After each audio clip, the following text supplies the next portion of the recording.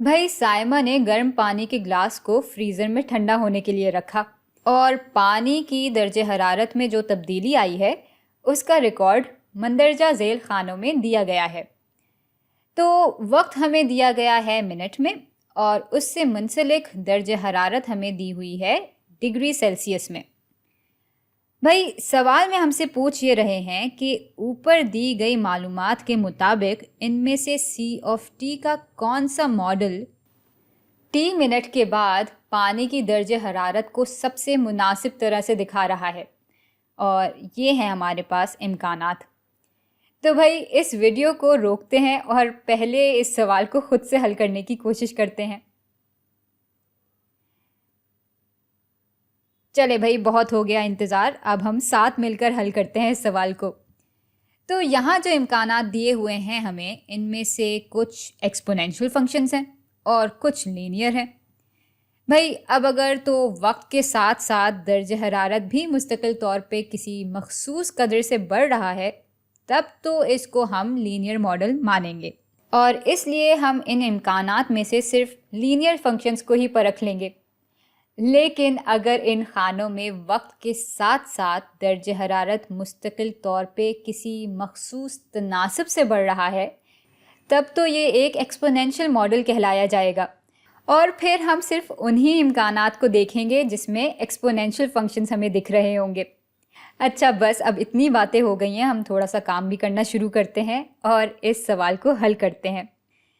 بھائی اب یہاں وقت تو 2 منٹ کے حساب سے تبدیل ہوا، اور درجہ حرارت میں جو تبدیلی آئی ہے وہ برابر ہے 80 مائنس 64.3 کے، جو کہ برابر ہوتا ہے 15.7 کے۔ اور چونکہ یہ درجہ حرارت بڑھنے کے بجائے گھٹ رہا ہے اس لیے ہم یہاں منفی کا نشان لگا لیتے ہیں۔ اچھا اب اگر اس کو ہم ایسے دیکھیں کہ یہ کسی تناسب سے گھٹ رہا ہے تو پھر ہمیں اس 80 کو کس سے ضرب دینا ہوگا کہ وہ 64.3 کے برابر ہو جائے۔ چلیں کیلکولیٹر نکال کے دیکھ لیتے ہیں۔ تو بھائی 64.3 بٹا 80 ہو جاتے ہیں کچھ 0.80375، لیکن ہم اس کو تقریباً 0.8 لکھ لیں گے۔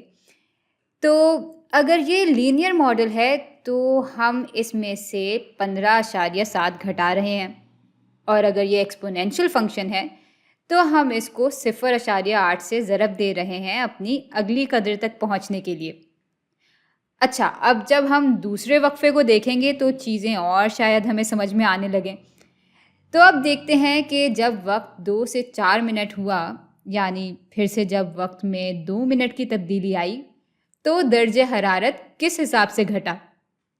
اب اس دفعہ اگر لینئر ماڈل کے حساب سے دیکھیں تو تبدیلی آئی 11.6 عدد، اور پھر سے درجہ حرارت گھٹا ہے تو یہ ہو جائے گا منفی۔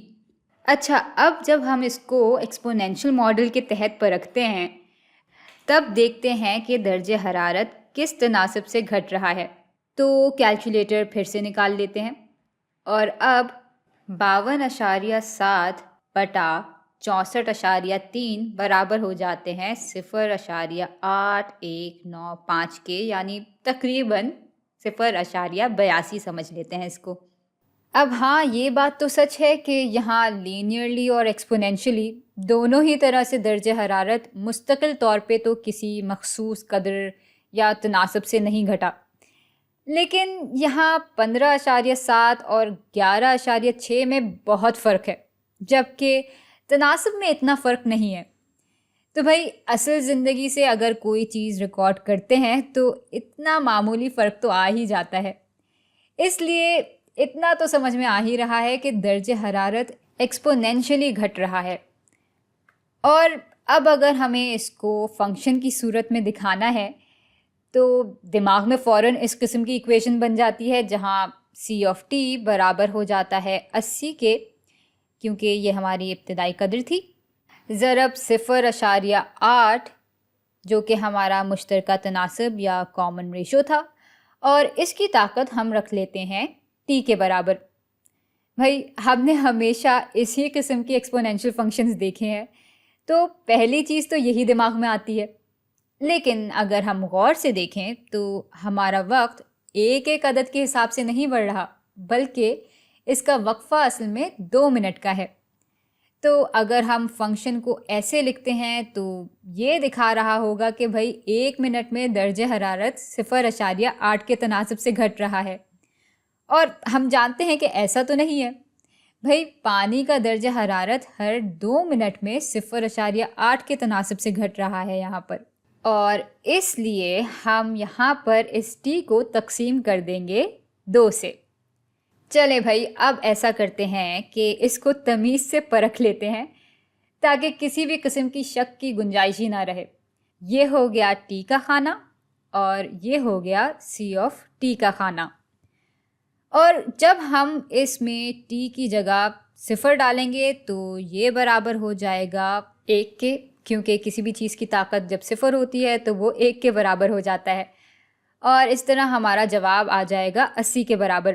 اچھا، اب 2 منٹ گزرنے پہ جب ہم ٹی کی جگہ 2 ڈالیں گے تو اب 0.8 کی طاقت 2/2 یعنی 1 کے برابر ہو جائے گی، یعنی اس دفعہ ہم اس 80 کو صرف ایک ہی دفعہ 0.8 سے ضرب دیں گے، اور اب جب اس میں ہم ٹی کی جگہ 4 ڈالیں گے تو 0.8 کی طاقت ہو جائے گی 4/2 یعنی 2 کے برابر۔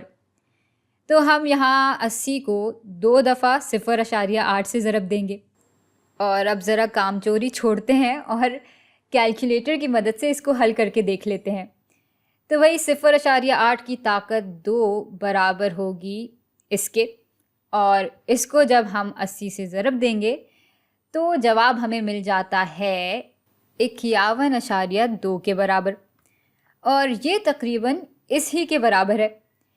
تو بھائی یہ فنکشن واقعی اس ماڈل کے لیے مناسب ہے۔ اچھا، اب مزے کی بات یہ ہے کہ اس قسم کا کوئی فنکشن امکانات میں تو نہیں ہے، لیکن ہو سکتا ہے کہ اگر اس کو ہم مزید حل کریں تب اس کی شکل امکانات میں دیے ہوئے کسی فنکشن سے ملنے لگے۔ تو بھائی یہ 80 تو یہاں ہے ہی ہے، اور اس 0.8 کی طاقت T/2 کو ہم ایسے بھی لکھ سکتے ہیں کہ یہ ہو جائے گا 0.8 کی طاقت 1/2، اور اس پورے کی طاقت ہو جائے گی T، اور بھائی 0.8 کی طاقت جب 1/2 ہوتی ہے تو یہ برابر ہو جاتا ہے 0.894 کے، جس کو ہم تقریباً 0.9 کہہ سکتے ہیں۔ تو بھائی اس ہی چیز کو ہم کچھ اس شکل میں بھی لکھ سکتے ہیں کہ سی آف ٹی برابر ہوگا 80 ضرب 0.9 کی طاقت ٹی کے، یعنی یہ والا امکان درست ہوگا۔